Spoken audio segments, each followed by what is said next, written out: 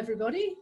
I'm Sue Wall, and today my guest author is Roger Morgan-Grenville, who's going to be talking about his book, Liquid Gold. No, he's not a banker, but he's a beekeeper.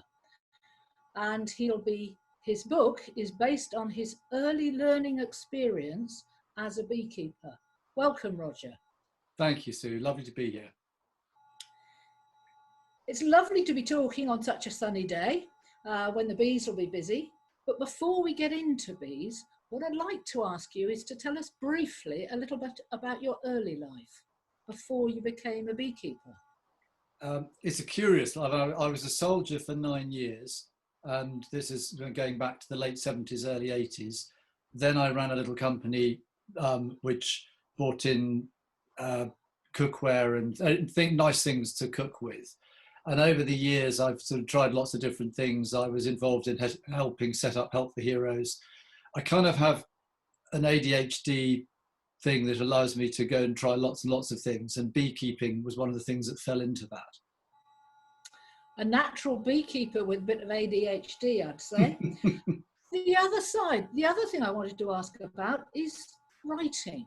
I mean, in a brief biography, you don't touch on writing, but doing a bit of research, you'd already written 2 books before you came into beekeeping. I had indeed too. I think, like most writers, I've written all my life, mainly sort of little scraps of paper and stupid bits of doggerel and things. And I guess it was only a question of time. And I started about 10 years ago writing a book about my adventures at cricket, another thing like beekeeping that I'm not particularly good at but adore. And then there was the one about golf, and then another one about cricket. But beekeeping was the kind of one that really was not a serious bit of research, but made me learn something new that I didn't already know. And that's one of the things I've absolutely loved about it. So you had to do a bit of research alongside it. I did. I mean, I think one using the caveat that my book is a how not to rather than a how to. One of the things I've worked out is that the easiest way of starting beekeeping is by not buying all the stuff, but by just going and joining a local association, which I didn't do. And I actually just got the stuff, got a friend, set up, made lots of mistakes. So yeah, you learn a lot, but YouTube is incredibly useful. And if you tap in just about any beekeeping problem you know, something will come out of YouTube. It may not be perfect, but it'll work. Yeah, the trouble with, and I too am a beekeeper, the problem is when you go into YouTube, it comes up with about 15 different solutions, none of which the bees have watched. It does indeed. And normally solutions from different countries where the weather's different and the bees behave in a different way. You're quite right. Oh, absolutely. So tell us what really brought you into beekeeping. What was the thing that really set it off? If I'm honest, it was like most of the things in my life, the need for a new adventure. And I actually was having lunch with a friend, and it was pouring with rain, and there was a swarm of bees hanging off a tree, and I'd never really seen a swarm of bees before. And it turned out he'd got some, some old kit, very, very old kit. And so I said, well, let me take the swarm and let me take the kit home. And it ended badly, as you can see in the book, but it just made me realize this could be fascinating. And I'm lucky enough to have a decent sized garden. And I also was very aware, even at the beginning, of the sort of crisis in pollinators in Britain.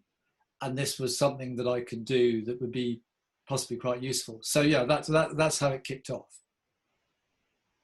I think that was the first year, kind of relatively late in the year. So move on to the first full year of beekeeping, which coincided with a certain European referendum vote. Well, yeah, I did. I'll slot in that I was sitting in the pub, and one of the key bits of my beekeeping was meeting my friend Duncan for the first time. And within about a week of meeting, we were actively discussing beekeeping. And we got our little colony going. And then on, I think it was 23rd of June 2016, it swarmed, and unusually we found the other swarm and we had a spare hive. So we then had a hive that hadn't swarmed, which we named Remain, and a hive which had swarmed, which we named Brexit. And the queen was Angela and Remain and Theresa and Brexit. And we lined the bottom of the Remain one with the Guardian, and we lined the bottom of the Brexit one with the Daily Mail, and we all had a lot of fun. And it was then quite fun working out how the different bees behaved. But it was just a little bit of fun while we were doing our sort of proper beekeeping.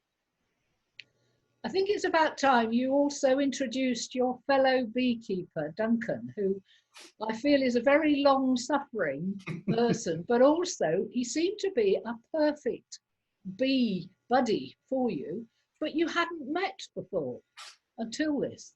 Well, we met because he was introduced me into the pub by someone who said, Duncan wants a game of cricket, can you give him a game? And we quickly started talking about cricket, and that was fine.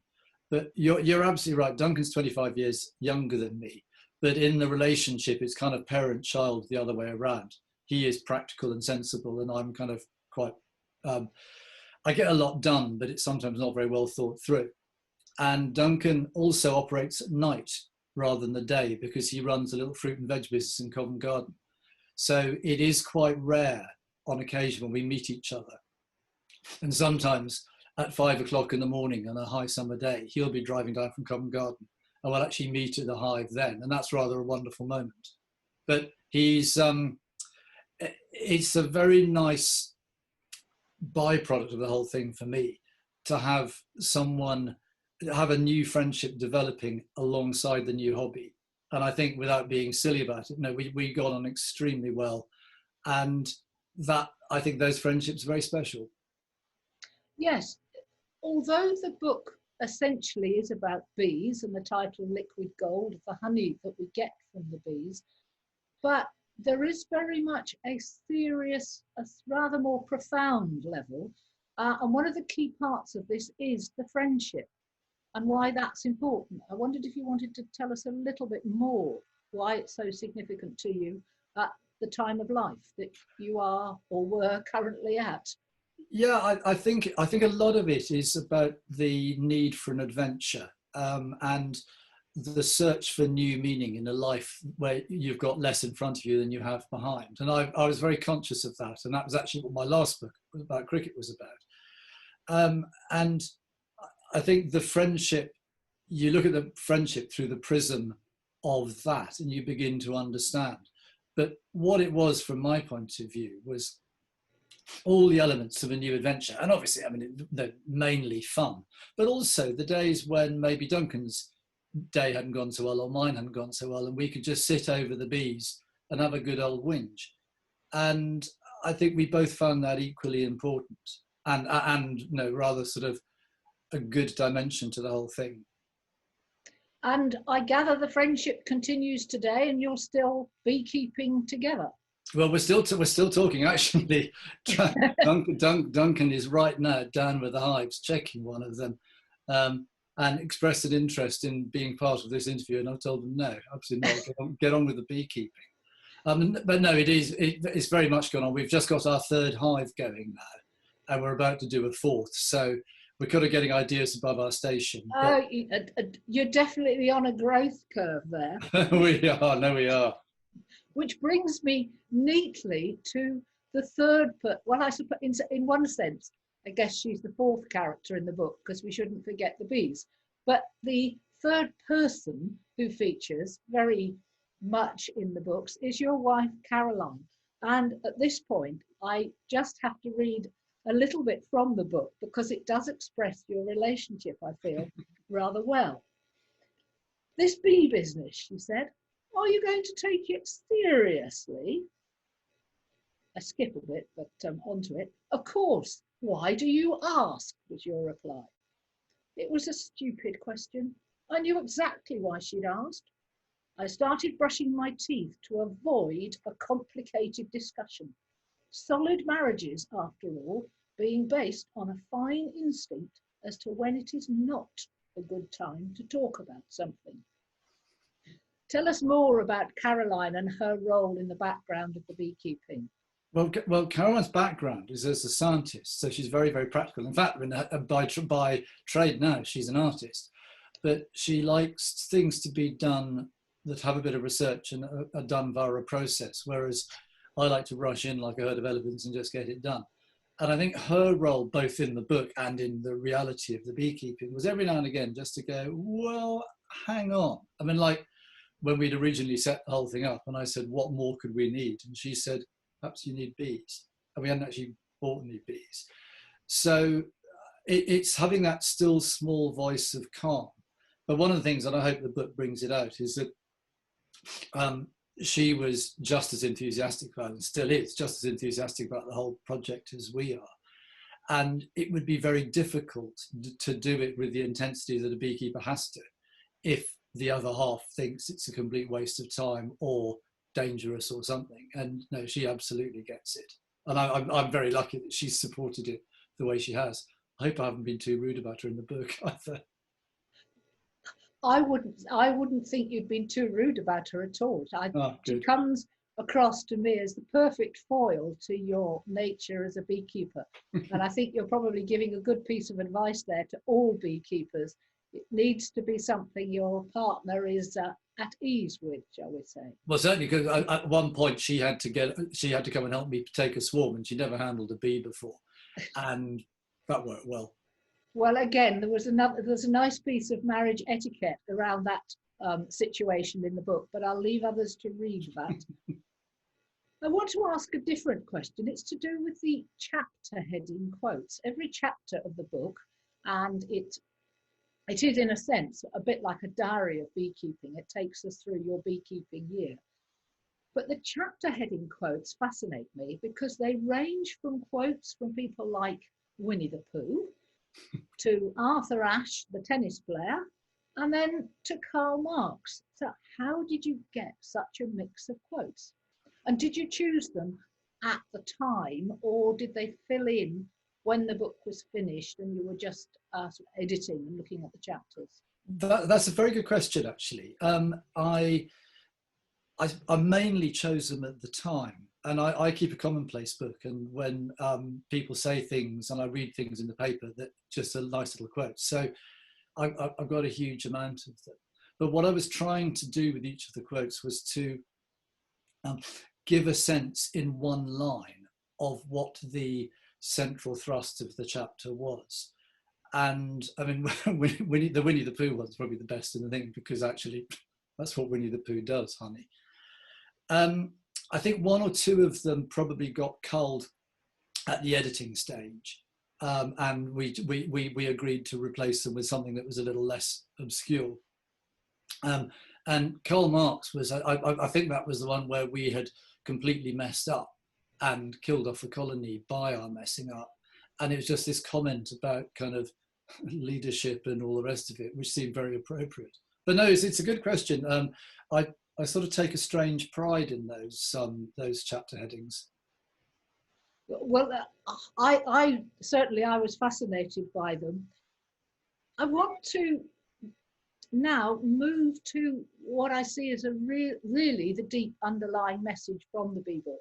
Yes, it's light-hearted. Yes, it's a great read, and as I did find myself laughing out loud at times. Maybe they were shared beekeeper type situations. But I'm really interested in this underlying message that you're pushing across, to do with climate change, to do with the damage that humans are doing to the world. I mean, it's a book of many layers. There's the light-hearted, if you like, the diary. There is this personal aspect about the friendship, the marriage, the need for a new interest at a new stage of life. But then underpinning it all is this really profound message about the climate and the damage we're doing. And I was very shocked, because I guess I knew what we all know about the warming world and reducing biodiversity. But I think it took a couple of years of beekeeping, and it certainly took researching the book to see how bad it was. And in a way, honeybees are kind of illusory, because they're all right. There's loads and loads more people beekeeping these days. And the problem with honeybees is they're not actually very good pollinators. But there are 239 other species of bee in the UK, bumblebee and solitary bee.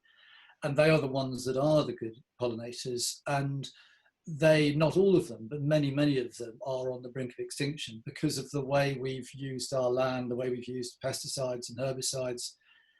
And you know, it's that thing that you drive past a lawn that's been lawned over in plastic, or and you think, does no one get this? And I try not to be preachy in the book, but equally at the end I put a little appendix of things, 10 easy things or 12 easy things that you can do yourself in a little patch of land, even, you know, a window box, just to make life easier for the pollinators. Because there is a statistic, and it changes, but the statistic is that it would cost us £1 billion a year to do the pollinating work that these insects do if they weren't around. And we couldn't actually do it anyway. So we need to look after them. And I think one of the things that beekeeping has given me is quite a kind of humble sense of where I fit in the whole thing and where humans fit in the whole thing. And that's rather delightful. You're sitting out there at 6 in the morning and you think, I'm just one of the people sharing this world, one of the creatures. I love that.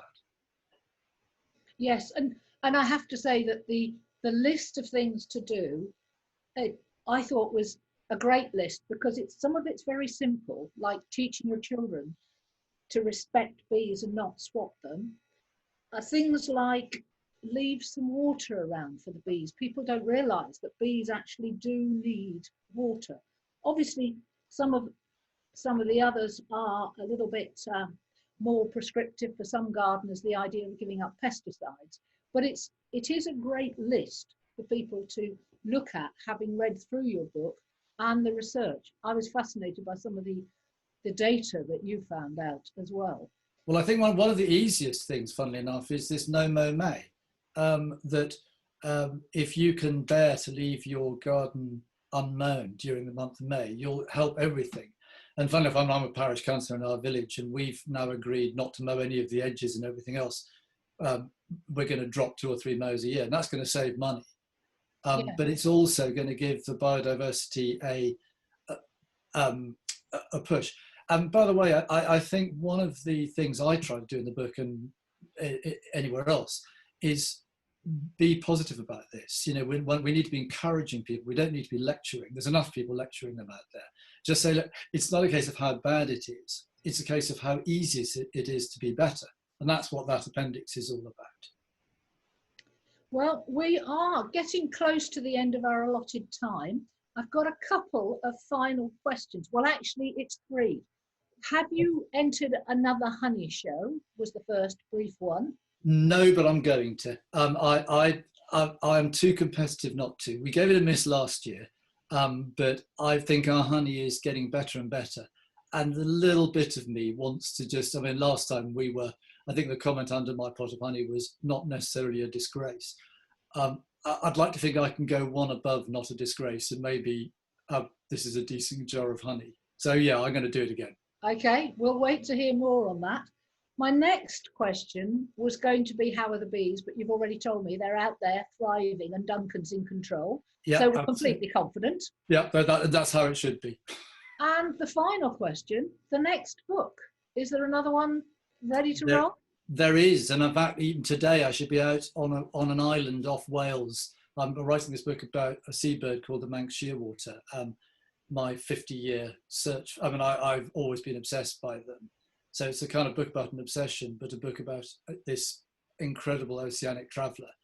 And today I was going to be out for about a week or 10 days on an island with them. And obviously that's not going to happen, but that's what I'm working on. And it's very similar in that you get all these same things of biodiversity and how we can help our planet come with them as well. So yeah, it's the same territory. And I think for the rest of my working life, what I want to do is write about nature and conservation. That's what's come out of it. Great. Well, we look forward to the next book and inviting you back to talk to us about it. And we're delighted that you were not away in Wales today, but you were able to talk to us. So thank you very much for your time. And can I say yet again, it's a very good read and very informative, giving you ideas for the future. Thank you very much. It's been a huge pleasure chatting to you, Sue. And you. Bye now. Bye-bye.